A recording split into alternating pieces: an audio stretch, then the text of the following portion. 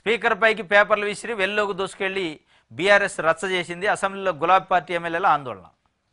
వెల్లోకి దూసుకెళ్లిన Harish Rao, Kaushik, Vivekananda, Anil Jadhav speaker podium touch చేసి పెద్ద ఎత్తున నినాదాలు. ఫార్ములా ఈ రేసు అంశంపై చర్చించాలని పట్టు. స్పీకర్ను అవమానించిన వాళ్ళని అరెస్ట్ చేయాలని కాంగ్రెస్ డిమాండ్. బీఆర్ఎస్ ఆందోళన మధ్య సభ 2 సార్లు వాయిదా. నినాదాల మధ్య భూభారత బిల్లును ప్రవేశపెట్టిన మంత్రి పొంగులేటి. భూభారత బిల్లు నేను ఆమోదమైంది గొడవలోనే. స్పీకర్ పైకి పేపర్లు ఇసిరేశారు, గందరగోళం చేశారు. వాళ్ళ బాధ ఏంది? జనం కోసం కాదు. ఫార్ములా ఈ రేసింగ్ కేసులో ఎఫ్ఐఆర్ చేశారుగా కేటీఆర్ పైన, దానిపైన చర్చ పెట్టాలంటారు. ఎఫ్ఐఆర్ చేసే చర్చ ఏముంటుంది అసెంబ్లీలో? ఇన్వెస్టిగేషన్ చేస్తారు, ఇన్వెస్టిగేషన్ ఏసీబీ వాళ్ళు. ఇది గందరగోళం జరుగుతుంటే ఈడీ కేసు పెట్టింది సెంట్రల్ గవర్నమెంట్, ఇంకొక ఎఫ్ఐఆర్ చేసింది. ఈ మొత్తానికైతే దాని చుట్టూ తిప్పుతున్నారు. జనం గురించి మాట్లాడటం మర్చిపోయారు బీఆర్ఎస్ వాళ్ళు. ఈడీ కేసులు, లిక్కర్ స్కామ్ కేసులు వాటి గురించే మాట్లాడుతున్నారు.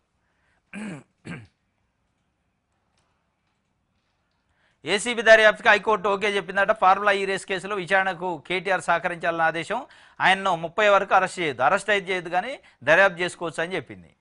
మరి ఇప్పుడు దర్యాప్తుకు పిలుస్తారా? ఆయన వస్తాడా? మళ్ళీ హైకోర్టులో నాకు 27 రోజు వాయిదా ఉంది రానంటాడా? చూడాలి.